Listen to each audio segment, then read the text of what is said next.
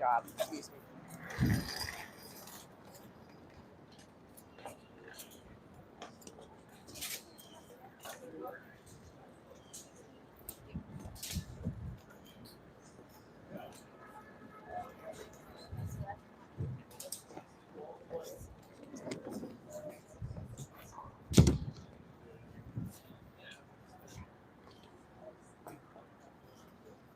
Test.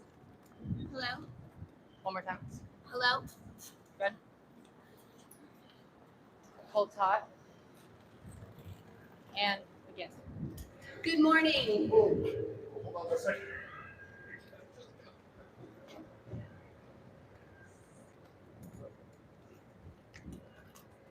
Can you guys clump around? Clump in the back. Thank you. Look like a crowd towards the center. There you go. Do I have to wait for this person? No.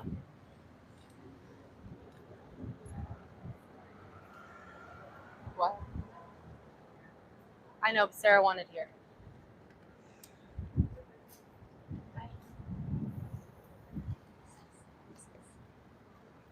Roy?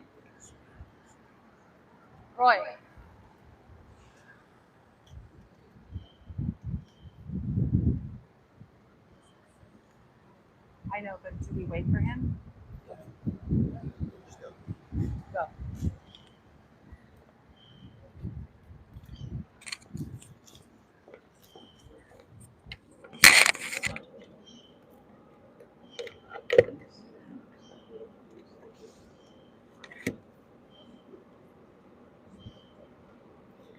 Good morning.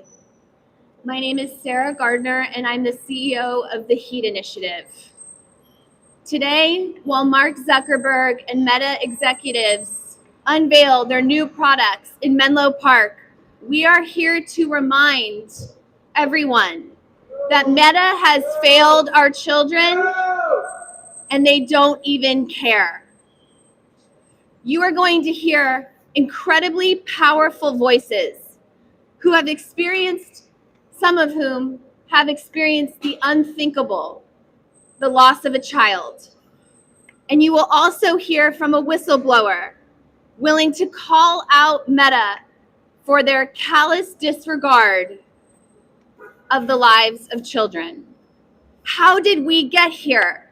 1 year ago today, Meta announced Instagram Teens, which was supposed to be a safe place for kids, and yet we continue to see more and more evidence that kids are still being served violent, dangerous, and harmful content on Instagram Teens and being susceptible to sextortion.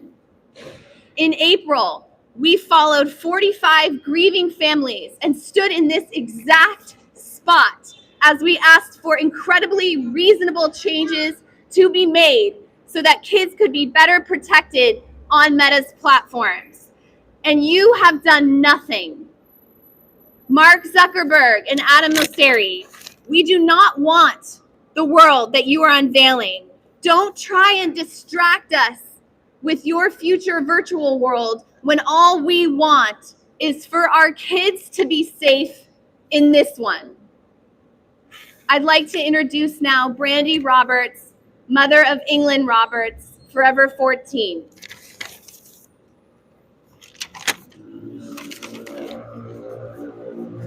My name is Brandy Roberts, and I'm coming to you today as a mom, an educator, and an aunt. This was my daughter, England Madison Roberts. She was the youngest of 8 children in our family. She was a bright, vibrant child who loved dancing and singing in the car. She enjoyed traveling and spending time with her family and her friends.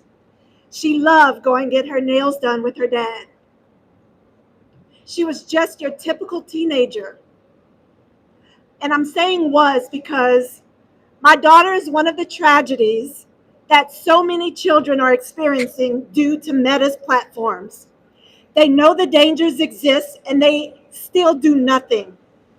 England was only 14 when she passed away in September of 2020. Last week marked 5 years that our daughter is gone. Losing a child completely changes who you are. There are days that I feel that I can't go on because she's no longer here. We do everything in our power to protect our children. We have the tough conversations. We do the random phone checks. We have all their passwords. We are those parents who stay on top of protecting our children, or so we think. It wasn't until after she passed that we discovered Meta's platform was sending her increasingly troubled suicide content that is still on their platforms today as we speak. We searched her social media accounts and found massive amounts of self-harm content, postings about depression. We learned she had been experiencing body image issues, self-harm ideation, and social media addiction. We found a video that showed how to take your own life, which is ultimately what our daughter did. Exactly 1 year ago today, Mark Zuckerberg launched Instagram Teens. He claims it keeps kids safe online. It's supposed to limit the exposure to harmful content. What do they consider limit? I am here today because it's 1 year later and Meta has continued to profit as kids continue to be harmed, groomed, and exploited by their platforms. Today is the Meta conference where Zuckerberg will announce some fancy new products. We are not asking for fancy new products. No more. We want the old products to be made safer. Don't start something new if you can't fix what we already have. What we are asking for and what kids of the world are asking for is to stop promoting dangerous content to kids. Help prevent sexual predators and bad actors from using Meta platforms to abuse kids. Help kids to be able to report problems faster and all their interactions that are problematic. Back in 2020, when we experienced our tragedy, which was before Meta's whistleblower, Frances Haugen, came out, I had no idea of the dangers of the algorithms and how social media is designed. It's designed to keep kids engaged at any cost. I have since learned a great deal, especially that Meta played a pivotal role in our tragedy. This is unacceptable. Meta needs to be held accountable for their actions, just like any other company. No child should ever have to die. No child should be lost to Meta. How many whistleblowers and parents need to come forward to be taken seriously? I have attended a lost screen memorial where I was with 52 other parents. There were 52 light boxes that displayed the faces of our beautiful children, just like England. Those images presented the faces of grieving parents and how our lock screens show only what we hold in memory. We parents trusted social media to keep our kids safe, and they knowingly hid the dangers from us. We are sick of being lied to. We are sick of watching our children die while Mark Zuckerberg continues to get rich. We will not stop until all kids are safe online. We may have lost our children, but our children have not lost us, so we continue to fight. We don't want the new fancy products. Please, again, fix the need for the existing ones. Make your products safe. If they cannot be made safe for kids, then kids shouldn't be allowed to access them. We need to treat their products just like we treat cigarettes and alcohol. Do better, Meta. Put our kids' safety over your profits. Create a safer online space. There should be no more children lost to Meta. Don't allow another family to experience having to bury a child because of the harms that your platforms cause. Don't let their beautiful faces become just another lock screen. Thank you. I have a little too much. Can I have you here? Can you have it up? And then Lynn as well. Can I have you up? Thank you. And then sit around. Hi, my name is Jason Sadazon. Thank you. My name is Jason Sadazon. I was a longtime researcher here at Meta. Recently departed. I actually used to work out of this building, out of 770. It was something that I came almost every month because I really appreciated the researchers here. I'm going to cut right to the point. We're here because inside and out, we know that Meta's products target children, that they harm children, and they harm generally people across the world. But I am here today because last week I had the privilege, the honor, with 5 other whistleblowers to come forward and bring evidence about this to the US Senate. And not only evidence about the harms that these products do, but that Meta has systematically covered this up, manipulating and erasing data to make their company look better. I was thinking about what I wanted to talk about last night, and what blew my mind after the hearing last week was how many active Meta employees behind these walls reached out in active support of all of the families here and around the world. And I can't overstate how much the Meta researchers, the research team internally, is fighting against the systems that Meta has created for children. And I know they can't come out here and say it, but I can. And so that's why we're here. The harm that has happened to the families here and around the world is unfathomable. One thing I want to share is that not only do we know that Meta bullies families, their users, this is harming our children, but I want to share with you something that happened to me at the company that I think shows the disdain and lack of humanity for their own employees. When I worked in California, I used to park my car across the parking lot so that if I had a really rough day, which there were a lot of rough days at the company, I would blow off some steam by going to the gym. And one day I walk across the parking lot, security guard stops me and he says, "Hey boss, you can't come over here, you can't get to your car, you can't go to the gym." And I say, "Why?" And I look across the parking lot, and one of my fellow coworkers, who I didn't know, had went up to the 4th story of the building and committed suicide by jumping off a few hundred feet in front of my car. I didn't know what to do, and so I went back to my desk, I went back to a research meeting with leadership, and within just a few minutes, leadership starts talking about their condolences and the mental health resources they could share, and immediately, leadership starts talking about the champagne and the snacks they're going to have to celebrate our 3rd-year product anniversary party.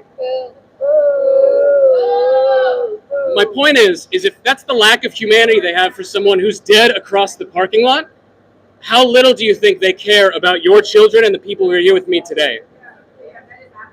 When they talk to you, when they talk to us, they will lie to you and they will gaslight you, and they will do it using a PR machine that they have made for regulators, for shareholders, and for the public. And I want to talk about a few of these examples. When we came forward last week to the Senate and gave them examples that were printed in the Washington Post about research going to Germany and having data about sexual harm to children found out, and Meta erased it. Meta's official response was, these regulations ban us from collecting that data from under 13-year-old. That is an explicit lie, and Meta knows it. We did not interview under 13-year-olds. We did not collect personally identifiable information for them. They erased the data because it was risky and they didn't want to have it. That is exactly what they told us. Later, in Andy Stone and Danny Lever's tweets responding to the Washington Post article about the disclosure, they made statements talking about, well, we've done 180 studies, and these have included topics such as youth safety. They blew right past the intersection of the point we're making. They're lying by avoidance and not wanting to talk about the fact that, yeah, they do research, and when they do it, they manipulate, cover up, and erase what they've done to stop themselves from being culpable from any harm. I want to end by stressing as much as I can the outcry of support from the research community for all of you, and that we will be here for you as we continue moving forward. So thank you. Thank you. Thanks, Jason. Hi everyone. Hi everyone. My name is Ali Al-Qattan.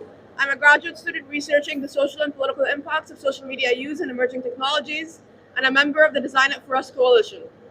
Design It For Us has been organizing to demand accountability from companies like Meta, safety by design and privacy by default being the primary way to ensure that user well-being comes before company profits.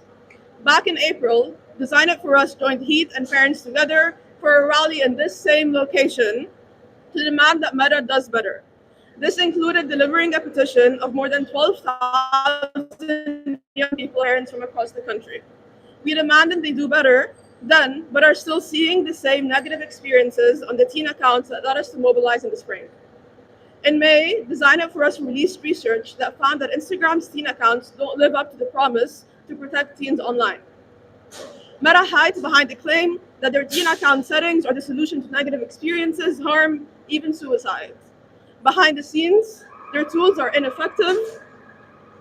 And they go lengths to block legislation that would otherwise hold them accountable.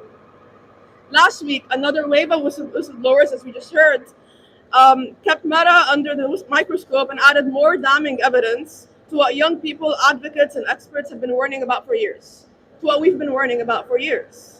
Former Meta employees testified before the Senate Judiciary Committee that Meta screened, edited, and sometimes vetoed internal research about youth safety in VR following the 2021 political backlash. Both as someone who grew up on Facebook and Instagram, and as a researcher, driven by my experiences growing up on Facebook and Instagram, I know personally, as well as my peers do, the experiences and harms that I watch my peers undergo as we continue to call out Meta. The truth is that we're the guinea pigs, and those companies profit off of us and treat our well-being as collateral damage. They test their harmful designs on us with no regard for the impact of these profit-motivated features. Today, they will continue unfolding new technologies and features that will continue to disregard the impact on our lives. We demand accountability, and we demand that products like Instagram are actually designed for us. So today, we are standing here again, and I'm very honored to be amongst this crowd and amongst parent survivors, with even more evidence that Meta, the richest social media company in the world, continues to spend billions of dollars to shape the narrative around social media while hiding the truth, contributing to direct harm, and evading accountability for the sake of their profits. Thank you. Shelby, you want to come up too? I want to reiterate why we are here. We are here because Meta is not protecting our children, and we are fed up, and we will continue fighting until all children are safe online. You have heard from a parent today who paid the ultimate price. You have heard from a former Meta researcher who said it doesn't have to be that way. We know these things can change. You've heard from a youth leader who is also demanding that this is not the world that we want, Mark Zuckerberg and Adam Mosseri, and we will keep showing up here until you change it. I want to introduce Shelby Knox from Parents Together to close us out. We should not have to be here. We don't want to be here. Brandy and Amy and Lynn should not have to be here. They should be there with their babies, but they're not because of Meta's negligence and lies. But we will keep coming back. The moral measure of a country is how well we protect our most vulnerable. And we are failing when a billionaire company is allowed to kill children and keep lying to us about it. We are going to end today by placing 246 roses in honor of the lives that have been lost. And I promise you, we will keep coming back until that number is 0. Thank you. Okay.